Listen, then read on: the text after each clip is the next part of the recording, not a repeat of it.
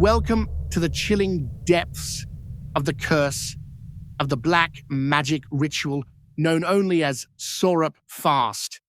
Friends, imagine a powerful black magic ritual originating in Indonesia, so terrifying that anyone upon whom it is cast will suffer the anguish of hell on earth for 40 agonizing days before finally dying. But the prerequisites for performing this cursed rite are truly macabre.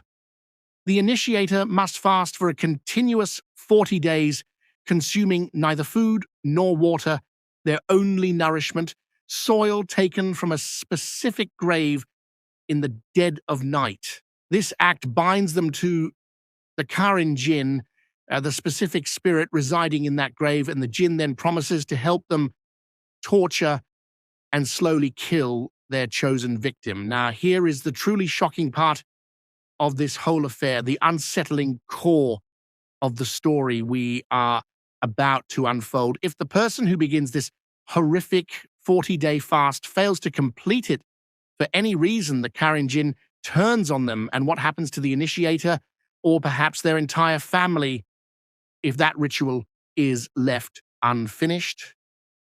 That is precisely what we are here to discover in this deeply unnerving tale. Before we even meet our main characters, we witness the terrifying consequences of this incomplete curse in 2006, deep within an Indonesian village. A delivery man arrived at a dilapidated old house to drop off a package.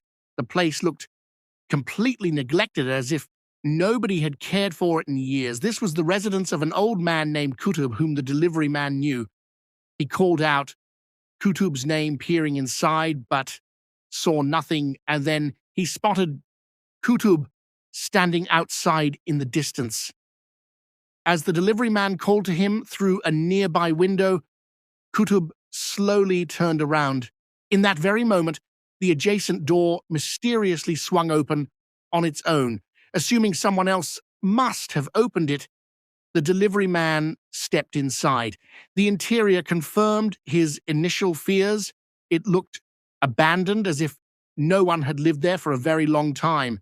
Suddenly, a television flickered to life nearby, and Kuttub, who was standing right in front of him, began to violently seize up and convulse. The old man was clearly in the throes of a wrenching death agony. And then the horror truly began. Black dirt, which looked exactly like graveyard soil, began streaming out of Kuttub's mouth. The delivery man was utterly paralyzed with shock. The back door of the room suddenly flew open, and Kuttub's voice echoed from the empty space behind him, calling him inside. The frightened man looked back to where Kuttub had been standing, but he was gone. A strange, ethereal music started playing from within the empty room, stealing the delivery man's nerves just enough to cautiously move forward. But when he peered inside, he was horrified to find Kuttub's body hanging, suspended by a rope around his neck. With that truly shocking introduction to the curse, the scene faded and the story shifted focus to another city in Indonesia during the same era. Here we met two sisters, Hania and Isti. Hania was the elder sister and Isti was the younger.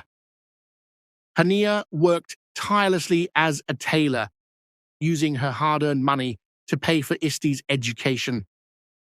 Hania's one great dream was to see her sister Isti become highly educated.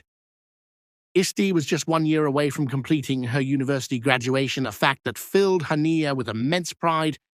That night, after Isti returned home, the sisters were preparing dinner together and discussing Isti's future when Hania received an unexpected call. On the other end of the line was their Aunt Dara. Hania was overjoyed to hear from her after so long, but Dara delivered crushing news. Their Uncle Kuttub was gravely ill and was spending his final days. Worse yet, Kuttub was repeatedly calling out for both Hania and Isti. Dara felt it was absolutely necessary for the girls to come and see their uncle one last time. However, Hania hesitated. She couldn't bring herself to immediately say yes or no. An unspoken, terrifying dread seemed to be confusing her about returning to that dreadful house. As soon as Hania hung up, we could hear the unsettling truth. Kuttub truly was calling out Hania and Isti's names incessantly. The strange thing, which the sisters didn't yet know, was that the delivery man had just seen Kuttub hanging dead at the start of our story. How could he possibly still be alive? Oblivious to this horrifying inconsistency, Hania and Isti boarded a bus and headed towards the remote village. During the journey, Hania's mind drifted back to the unsettling memories of their childhood spent in that very house. The sisters remembered how their mother, Rokeya, terrified them. She always warned them to return home before the macabre prayer call, which marks the evening. Rokeya believed that being outside during that time was dangerous. One day, Hania and Isti were delayed, and the macabre call sounded while they were still on the path. Their mother, Rokeya, was furious. When they finally got home, she chastised them harshly and ordered them to bathe and get ready. At this time, Isti had a small cat doll named Junai. Isti was naturally quite timid, and Hania often found amusement in deliberately scaring her sister. Hania grabbed Junai and started using it to frighten Isti. Meanwhile, in the kitchen, their mother, Rokeya, was busy working. Suddenly, a bowl crashed to the floor of its own accord. Rokeya immediately seemed to undergo a terrifying change. She began to mutter compulsively, repeating that no one should be outside in the evening. Her voice was strained as she whispered that the jinn awaken at sunset. Hania and Isti rushed in and realized their mother seemed to be possessed. As Rokeya continued to babble these warnings, she suddenly screamed the words, "Sorup, Sorup!" And then, in a horrifying repetition of the scene we witnessed earlier with Kuttub, graveyard soil began to stream from Rokeya's mouth. That childhood memory of their mother's dreadful episode was enough to make Hania's heart pound even now, years later. Back in the present, the bus ride ended, and the sisters reached the village bus stand. Dara's husband, their uncle-in-law, was there to meet them.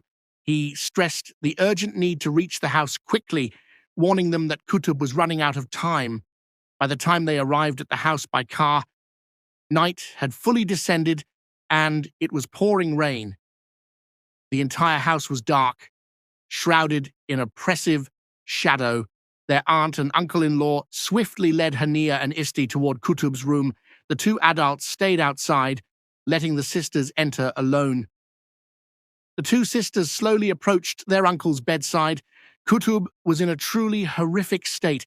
His entire body was covered in what looked like insects, and chillingly, his skin was cold as ice. Isti was overwhelmed by fear and started to back out of the room. Hania tried desperately to stop her. Suddenly, Kuttub called out to them by the nickname Sinom. He seemed physically healthy now, walking toward them. He was pleading for help, begging them for assistance before he died. Hania asked him what kind of help he needed. Kuttub stepped closer, tearfully apologizing. He cried that he had to do this for death and desperately asked them to forgive him. With that, he fell to their feet, and then suddenly he began to thrash violently, gasping for breath. He drew his last breath right there on the floor. Hania and Isti were completely bewildered by this incomprehensible sequence of events. A doctor soon arrived and confirmed that their uncle had indeed passed away. Later that night, the family looked at an old portrait featuring the two sisters, their parents, and their aunt and uncle. Hania inquired about their Aunt Saba. Since they arrived, they hadn't seen her. Dara explained that shortly after Hania and Isti left the house years ago, Saba had also left Kuttub. Kuttub had lived a long, sick, and miserable life ever since. Dara then disclosed a frightening secret. Kuttub had tried to take his own life multiple times before. The truly terrifying fact was that every time his death was announced, Kuttub would awaken again. Dara shared that Kuttub had specifically asked them to bring Hania and Isti here. He believed that only upon their arrival would he finally find release.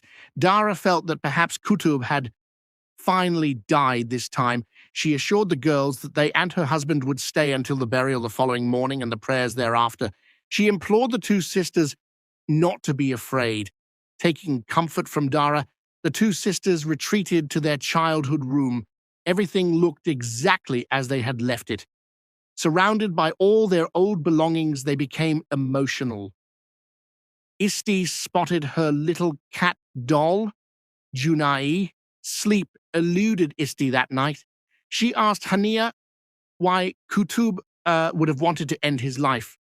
Hania speculated that perhaps he was heartbroken because Saba had left him.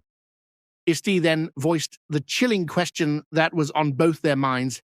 What if Kuttub hadn't truly died this time either? Hania gently tried to reassure her, explaining that Kuttub had waited for them, and now that he had seen them, he had likely found peace and truly passed away.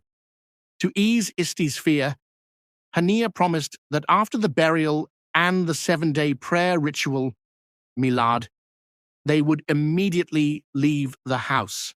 Hania tried to comfort Isti, but she too was wide awake, plagued by her own troubled questions. Just then, at around 2 in the morning, the story took another terrifying turn. Kuttub's corpse suddenly sat upright and began walking through the house. Isti was asleep, but in her slumber, she sensed her Uncle Kuttub lying beside her. Startled awake by his spectral call, she jolted up. There was no one next to her, not even Hania. Frightened, she went outside to look for her sister. She noticed the door to Kuttub's room was wide open. Just then, she heard noise from the washroom and realized Hania was there. When Hania emerged, Isti frantically told her about Kuttub's door being open. Hania went to check, but the door was closed. She concluded that Isti was merely seeing things because she was so terrified. The next morning, before Kuttub's burial, a prayer service was held. Following the prayers, the procession started moving to the graveyard, but as soon as they stepped outside the house, Isti started feeling terribly unwell. Blood began to trickle from her nose. Dara insisted Isti rest and asked Hania to stay with her while the rest of the family proceeded with the burial. Consequently, the two sisters did not attend the graveside ceremony. Hania made Isti some tea. Isti confided in Hania that she desperately wanted to leave tomorrow. Hania promised her they would leave the very next day. As Hania left the room after asking Isti to drink her tea, she noticed her small doll on the floor. This wasn't Junai, but a tiny doll that had belonged to her mother, which Hania used to attach to her bag. She used the doll to hold hijab pins necessary for her tailoring work. Hania remembered that her mother, Rokeya, was also a tailor and wanted Hania to learn the trade. Guided by these memories, Hania went to her long-shuttered parents' room. Looking out the window toward the main door, she saw an elderly woman. As soon as the woman saw Hania, she quickly walked away. Hania didn't give it much thought and started looking through the items on her mother's dressing table. She found a picture of her parents. This triggered a vivid, heartbreaking memory of the day her mother fell gravely ill. Young Hania and Isti went to their mother's bedside. Rokeya wasn't suffering from a normal illness. Her condition was deeply unnatural. Not only did she look strange, but her behavior was alarming. She suddenly began gesturing erratically, pointing as if she could see someone invisible to the girls. In the midst of this fear, their mother suddenly thrashed in agony. A radio in the room abruptly turned on. Hania rushed to try and turn it off, but she couldn't stop it. Their mother was clearly in tremendous pain. It looked as if every bone in her body was twisting and breaking. Hania finally managed to shut off the radio. When she turned back, her mother was gone from the bed. Rokeya was standing right next to the bed, shrouded in a sheet. This sight terrified the two girls even more. Then their mother began to laugh maniacally. She sat down and began slamming her own head against the floor repeatedly. In moments, her head was bloody. Hearing their screams and cries, their father burst into the room, horrified by the state of his wife. Hania was weeping, lost in this painful recollection. When Dara's voice brought her back to the present, Dara had brought a large amount of groceries, expecting Hania and Isti to stay for at least 7 days. They planned to hold a 7-day prayer ritual for Kuttub. Hania couldn't refuse her aunt. Instead, Hania pressed Dara about what had truly happened to Aunt Saba. Why did Saba leave Kuttub? Dara explained that she had last seen Saba years ago, shortly after Hania and Isti moved out. Saba had fallen gravely ill, exactly like Rokeya, Hania's mother. Kuttub and Dara cared for her. Kuttub had strictly forbidden Dara from entering Saba's room, but Dara, bringing food, went in anyway and called out to Saba. She heard Saba's voice calling her name from behind, but when she turned, no one was there. Turning back toward the bed, Dara realized Saba wasn't there either. Again, a voice called from behind her. This time, Saba was standing there asking Dara for water. Saba looked terrifying, but warned Dara not to be scared. Just then, Saba succumbed to a fit, collapsing to the floor and looking up. Her entire eyes had turned completely white. Dara was petrified. Kuttub rushed in and took control of the horrifying situation. He yelled furiously at Dara for disobeying him and entering Saba's room. In his rage, Kuttub told Dara to get out of the house. Dara left, heartbroken. That was the last time she ever saw Saba. Sometime later, Kuttub called Dara and claimed that Saba had simply left him. Hania was stunned to hear about Saba's illness. She realized a horrific pattern. First her mother, then her father, then Saba, and finally Kuttub. They all died, suffering the exact same kind of agony. Hania asked Dara, what exactly is wrong with this family?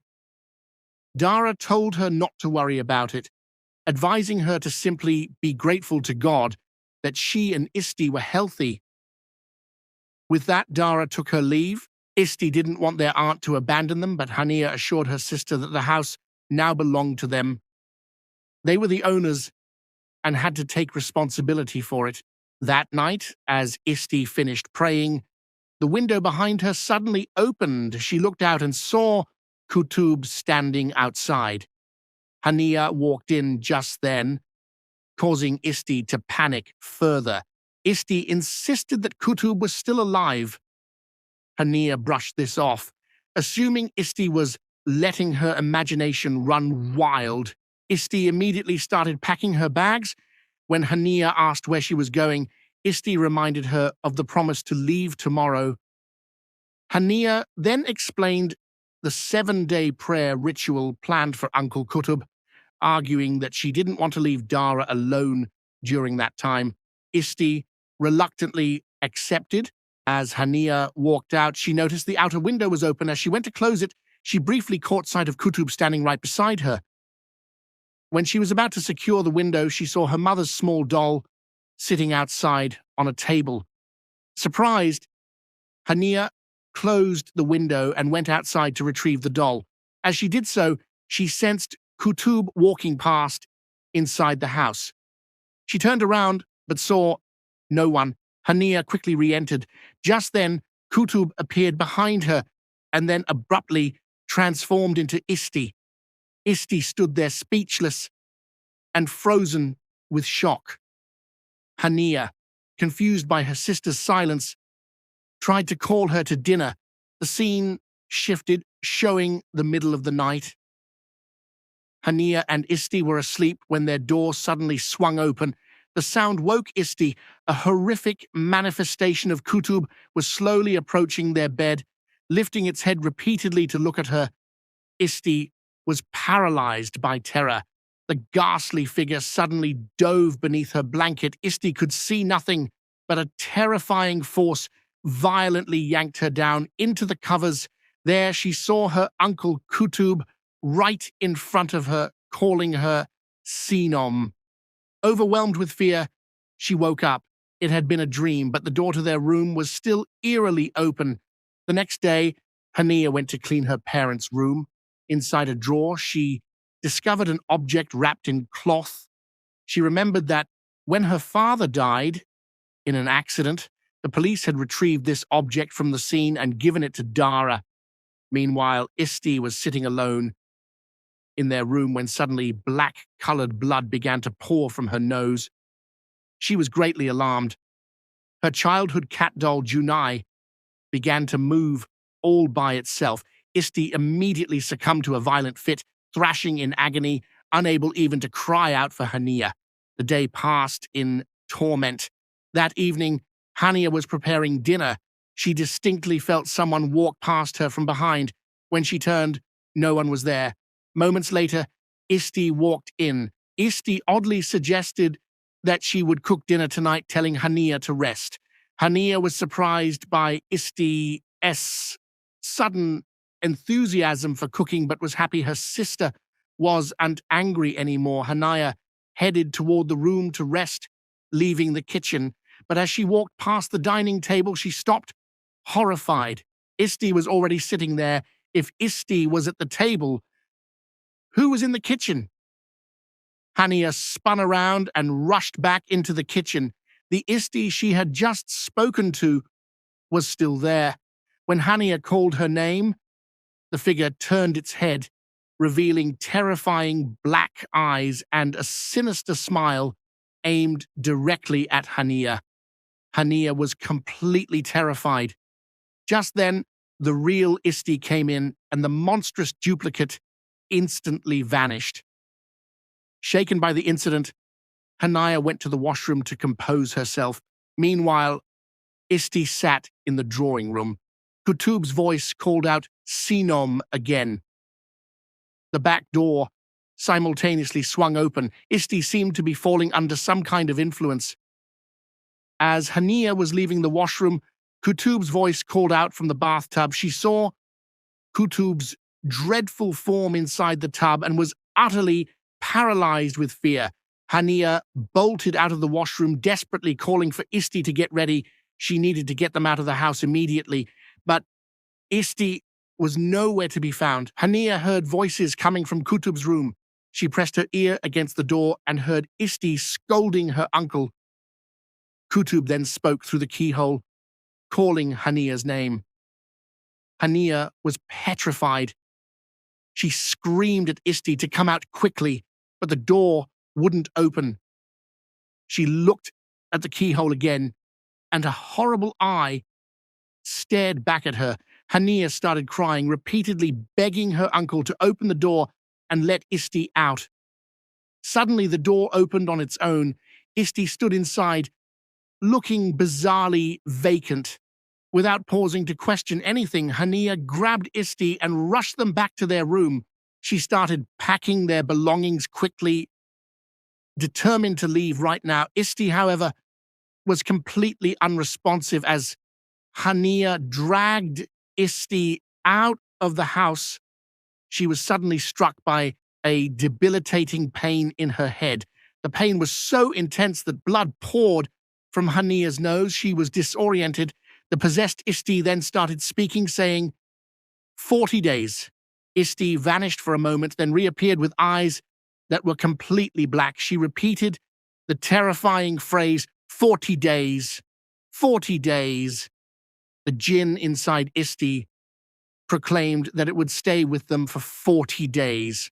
Hania, writhing in pain, collapsed unconscious right there. She briefly regained consciousness intermittently, seeing her normal-looking sister standing over her, asking what was wrong.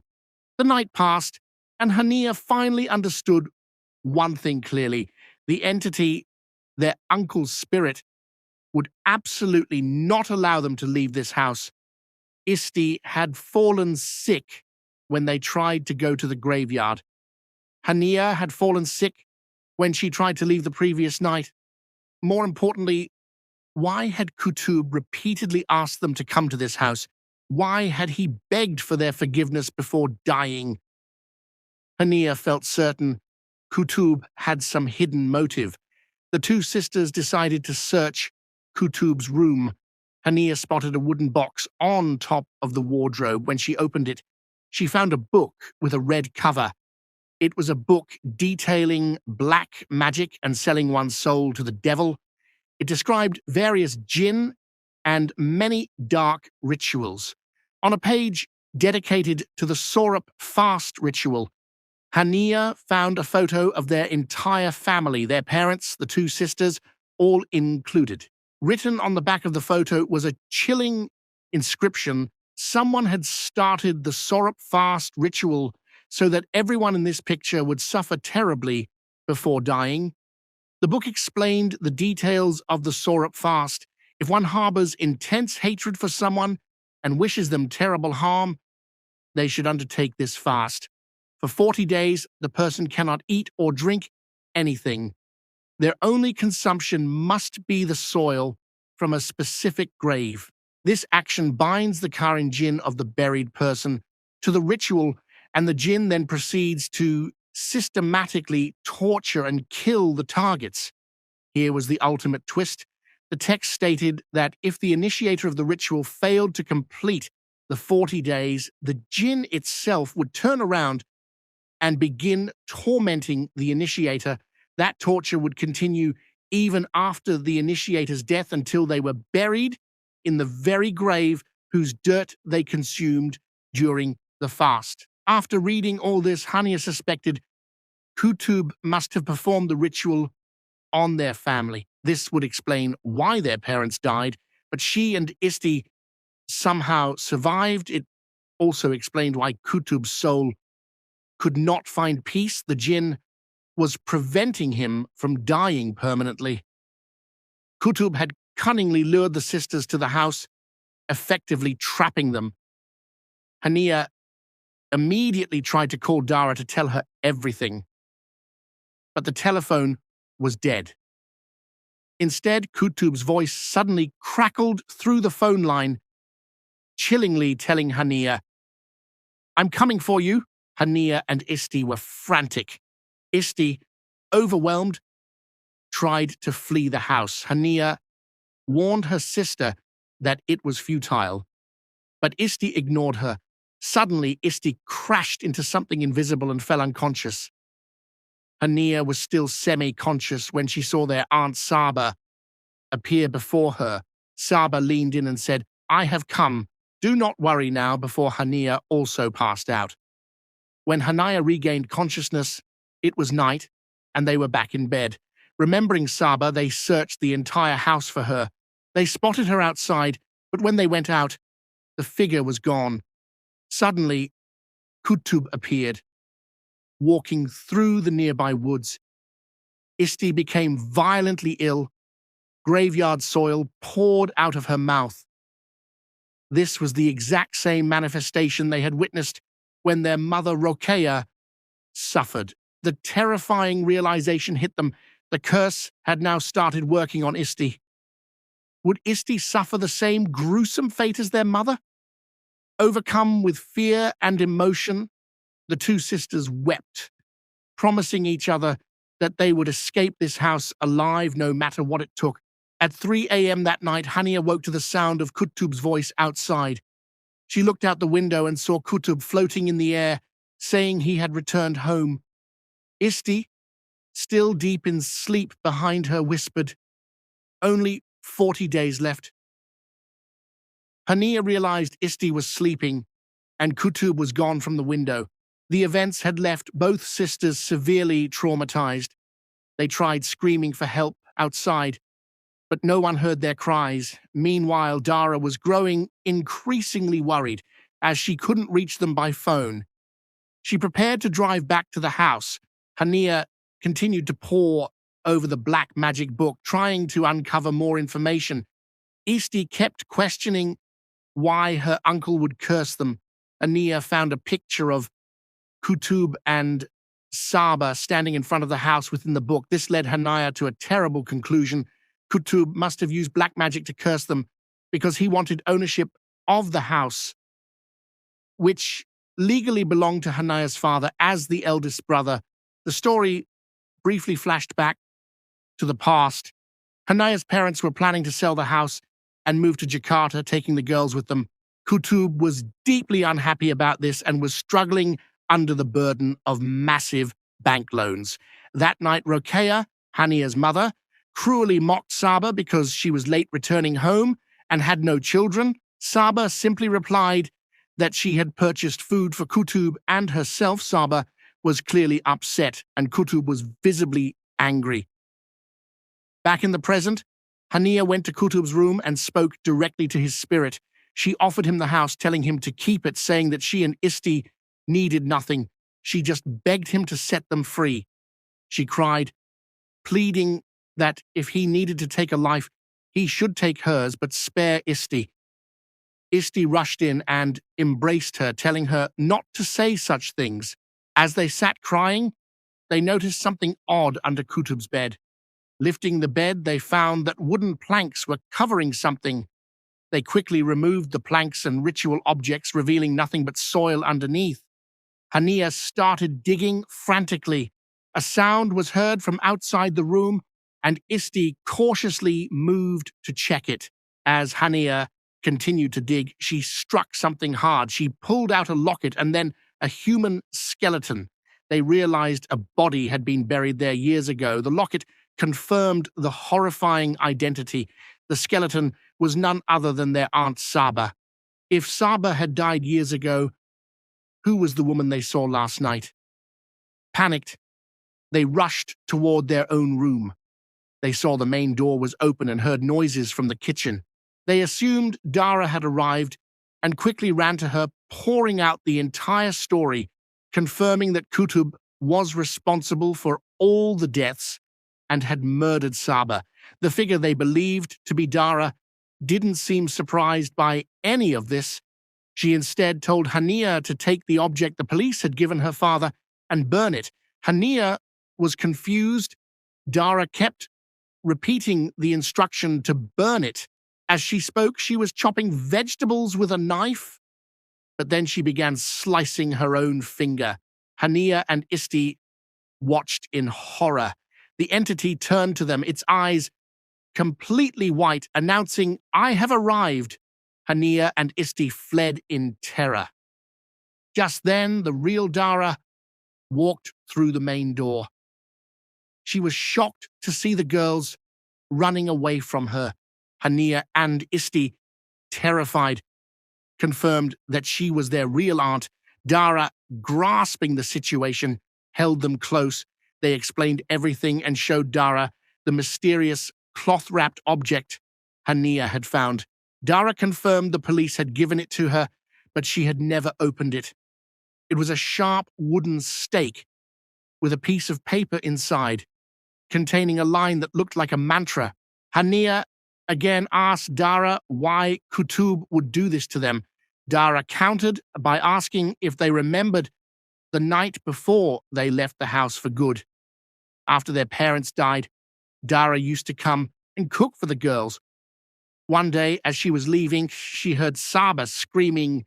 Dara rushed in and hugged Hania and Isti. Saba came out of the room, yelling at Kuttub, claiming he was the cause of her suffering. Saba then turned on Hania and Isti, screaming hysterically at them. It was this terrifying incident that convinced Dara to take the girls out of the house the very next morning. Dara revealed that Kuttub himself had asked her to take Hania and Isti away and keep them safe. Dara reasoned If Kuttub performed the black magic, why would he tell her to keep the girls away from the house? Before they could process this, Isti suddenly became ill again. They put Isti to bed. While Dara and Hania were watching her, they suddenly heard Isti's voice from behind them. They turned, but Isti was asleep. The voice repeated, and they turned again. Isti was now sitting up backward, her eyes intensely black, and she lunged violently at Dara. Meanwhile, Hania was preparing juice for Isti.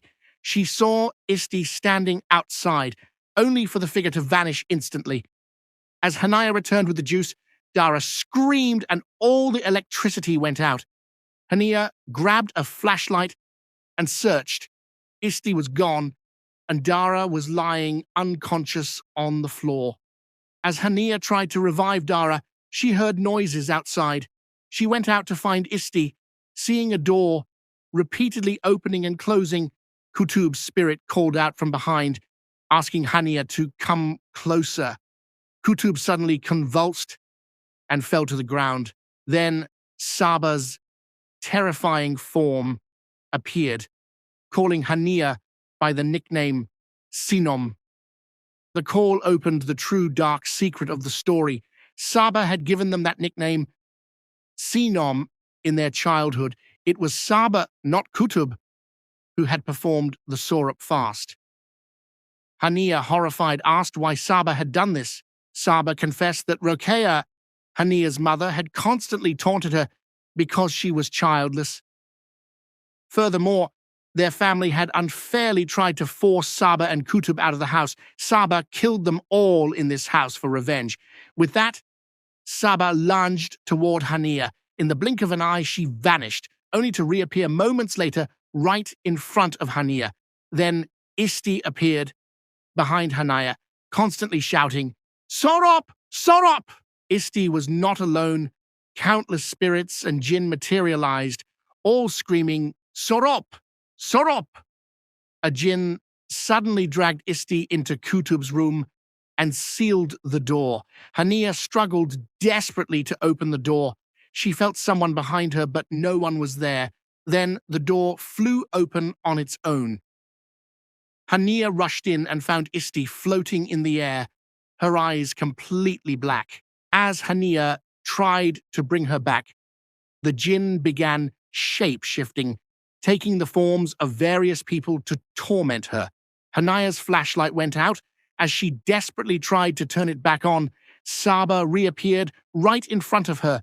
The shock was so profound that Hania slammed into the wall, fell to the ground, and lost consciousness.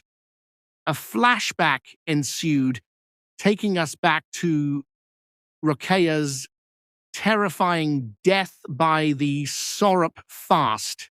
Hania and Isti's father was devastated by Rokeya's gruesome demise. One night he saw Saba slipping out late.